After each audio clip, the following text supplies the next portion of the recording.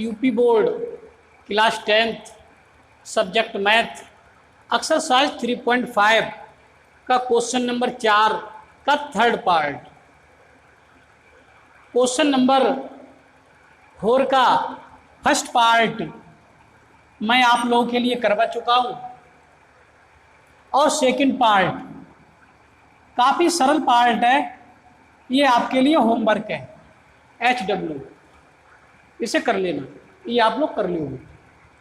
और आज मैं थर्ड पार्ट की ओर बढ़ रहा हूँ और थर्ड पार्ट में क्या कहा गया है, क्वेश्चन में ये कहा गया है थर्ड पार्ट में कि एस ने एक परीक्षा में 40 अंक अर्जित किए। एक टेस्ट हुआ है उसका, उसने 40 अंक अर्जित किए।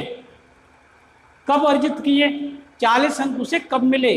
अगले क्वेश्चन बताया गया है जबकि सही उत्तर पर 3 अंक मिले और अशुद्ध उत्तर पर 1 अंक कटा। तो जो उसने सही प्रश्न किए उस पर तो उसे एक प्रश्न पर 3 अंक दिए गए और जो प्रश्न उसके द्वारा गलत हो गए उस पर 1 अंक काट लिया गया, तो उसने 40 अंक अर्जित किए। अगले क्वेश्चन में कहा गया है यदि उसे सही उत्तर पर 4 अंक मिलता, जो सही उत्तर उसने दिया है अगर उस पर 4 अंक मिलता और अशुद्ध उत्तर पर 2 अंक कटता तो उसे 50 अंक अर्जित हो जाते। तो क्वेश्चन में ये कहा है कि टेस्ट में कितने प्रश्न थे, ये बताना है हमारे लिए। टेस्ट में कुल प्रश्नों की संख्या कितनी है? देखो, प्रश्नों की संख्या चाहे कितनी भी हो हमें ज्ञात भी नहीं है, लेकिन हमें ये पता है कि इसने जो सही प्रश्नों के उत्तर दिए हैं और इसने जो गलत प्रश्नों के उत्तर दिए हैं, अगर उन दोनों को जोड़ लिया जाए, सही प्रश्नों की संख्या, मान लो फॉर एग्जाम्पल यस 50 क्वेश्चन सही कराया और 10 क्वेश्चन गलत कराया, तो हमें पता चल गई 50 और 10 60 प्रश्न थे। ये उदाहरण मैं अपनी तरफ से दे रहा हूँ, 50 का या 10 का जिक्र क्वेश्चन में नहीं किया गया है।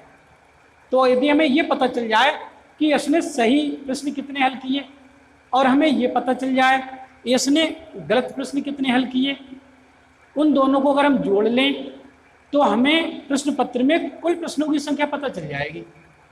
ये बात समझ में आ रही ना?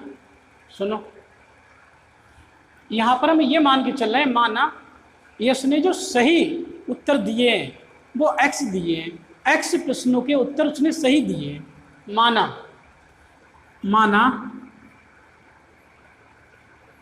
सही प्रश्नों की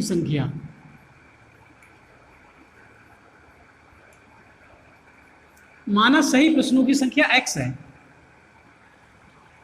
इतने प्रश्नों के उत्तर उसने सही दिए और गलत प्रश्नों की संख्या माना गलत प्रश्नों की संख्या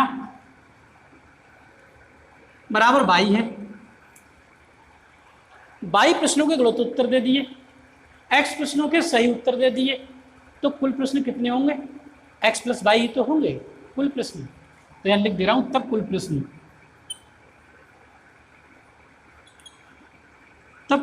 X + 22 होंगे।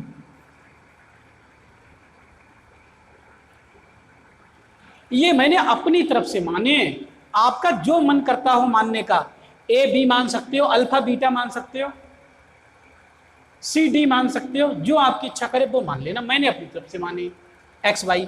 तो अब हमें ये अभी तक क्वेश्चन में हमने नहीं पढ़ा, अब मैं केस देखकर क्वेश्चन का और समीकरण बनाऊंगा, तो इसमें ये पता चल गई हमारे लिए कुल प्रश्न X + 22 है प्रश्न पत्र में रखे हुए, क्योंकि X सही के उत्तर देके आया है, 22 प्रश्नों के गलत उत्तर देके आया, तो टोटल प्रश्न X + 22 तो रहे होंगे।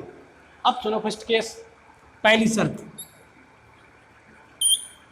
पहले केस में ये कहा है क्वेश्चन में कि अगर उसे सही प्रश्न पर 3 अंक मिलते।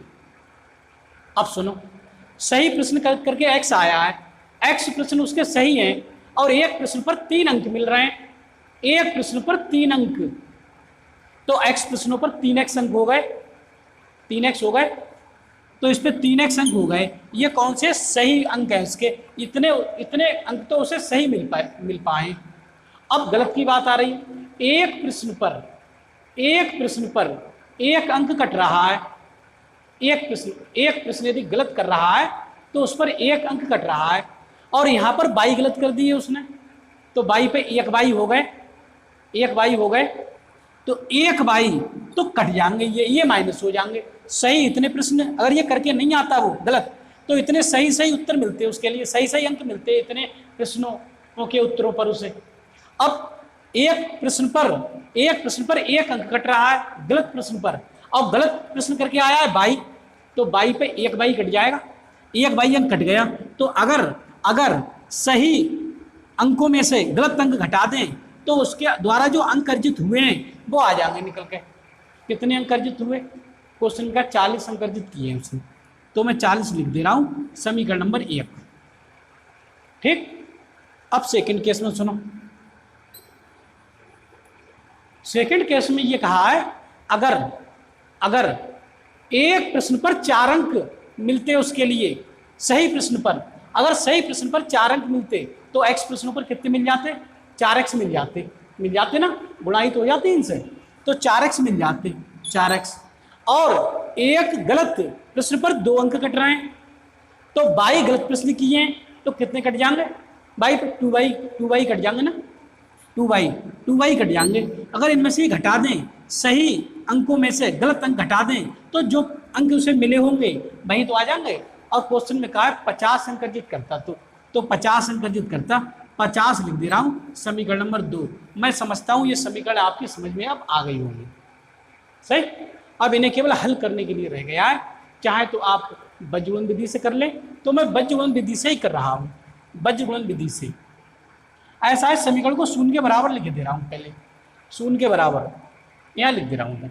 समीकरण 1 है 3x माइनस 1y, वो 40 इधर उठा लिए, माइनस के 40 बराबर 0, ये समीकरण है।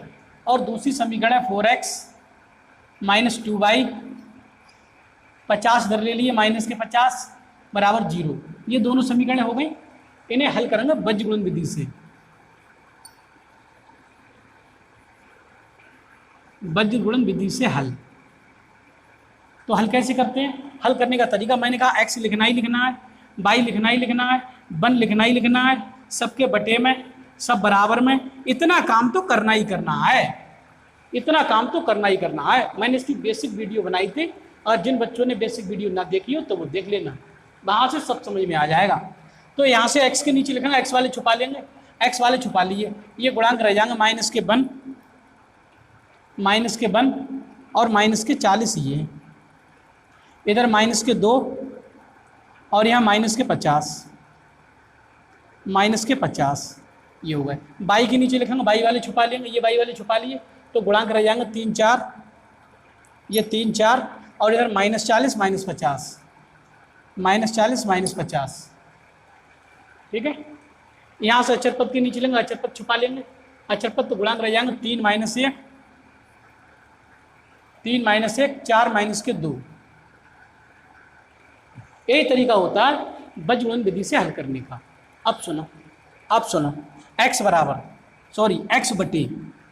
बटे ऐसे गुणा कर देंगे। सबसे पहले ऐसे माइनस माइनस प्लस, 50 एकम 50, ये तो 50 मिले प्लस के। अब माइनस सूत्र का लगता है, अब कैसी गुणा होती है आपको पता है। अब ऐसी गुणा होती है ऐसे, माइनस और माइनस प्लस, 40 दूनी 80, प्लस के 80 मिलेंगे, ये प्लस के 80 मिलेंगे, प्लस के 80, प्लस और माइनस माइनस ही रहेगा ना, तो इस प्लस को हटा दे रहे, टोटल माइनस ही रहेगा, इज इक्वल बाई बटे।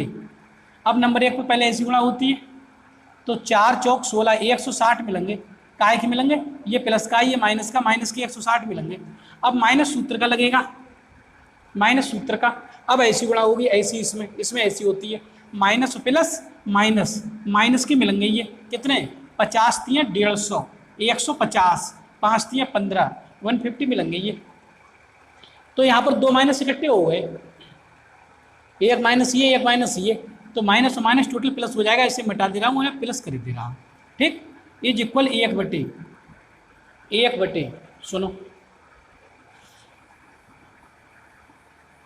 1 बटे, यहाँ से पहले ऐसी गुणा होगी नंबर 1 पर, अब ऐसी तो 3 दूनी 6 माइनस के मिलेंगे, क्योंकि माइनस और प्लस माइनस, माइनस सूत्र का लगता है। अब ऐसी गुणा होगी 4 एकम 4, लेकिन 4 मिलेंगे काहे के, ये प्लस का है ये माइनस का है, प्लस और माइनस, माइनस के 4 मिलेंगे माइनस के, तो 2 माइनस इकट्ठे हो गए यहाँ पर, तो माइनस और माइनस टोटल यहाँ पर प्लस ही लिखे दे रहा। सही। आगे ध्यान दे, एक्स बटे 80 में से 50 घट जाएंगे, माइनस के 30 बचेंगे, बराबर 22 बटे 160 में से 150 घट जाएंगे, माइनस के 10 मिलेंगे, बराबर 1 बटे 6 में से 4 घट जाएंगे, माइनस के 2 मिलेंगे, ये मिल गए। इसे मिटा दे रहा हूँ। तो ये इसके बराबर है, ये इसके बराबर है, ये इसका भाई है, इसका भाई ये, तो ये भी तो इसका भाई होगा, तो ये भी इसके बराबर होगा। तो x बटे -30 बराबर यहाँ से हो जाएंगे 1 बटे -2, माइनस दोनों तरफ है, माइनस से माइनस कट जाएगा, इस माइनस से माइनस कट जाएगा, 2 की x की मल्टीप्लाई 2x बराबर 30 एकम 30, x का मान निकालेंगे, यहाँ से मिलेगा 30 बटे 2 नीचे आ गए, 2 से कट जाएंगे, 2 15 30, तो x का मान 15 आ जाएगा, x का मान 15 आ जाएगा। एक बार y बराबर इसके रख देंगे, y बटे माइनस के 10 बराबर यहाँ से 1/- माइनस के 2, माइनस से माइनस कैंसिल, ये नीचे नीचे ही काट दे रहे हैं, 2 एकम 2, 2 पंजे 10, त्रिची गुणा 22 एकम 22 बराबर 5 एकम 5, y का मान 5 आ गया, x y दोनों के मान आ गए। अब हमें पता चल गया सही प्रश्नों की संख्या, यहाँ पर लिख देंगे आंसर में। अतः अब आंसर लिख रहा हूं, आंसर ध्यान दें। अतः सही प्रश्नों की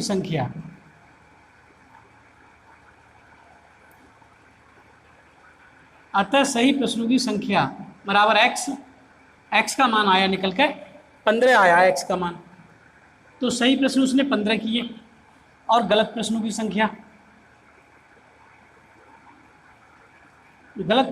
संख्या कितनी है, 22 का मान कितना आया, 22 का मान 5 आया, 5 प्रश्न उसने गलत कर दिए। तो क्वेश्चन में यह पूछा कुल प्रश्नों की संख्या, इसलिए